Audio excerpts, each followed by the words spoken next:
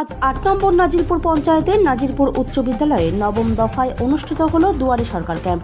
এই দুয়ারে সরকারের কর্মসূচিতে ৩৭টি সরকারি প্রকল্পের সুবিধা পাচ্ছেন জনগণ। এই ক্যাম্পে বিভিন্ন পরিষেবা নিতে ব্যাপক ভিড় লক্ষ্য করা যায়। দক্ষিণ দিনাজপুর জেলার বালুরঘাট ব্লকের অন্তর্গত ৮ নম্বর নাজিরপুর গ্রাম পঞ্চায়েতের নাজিরপুর উচ্চ বিদ্যালয়ে এই ক্যাম্প অনুষ্ঠিত হয়।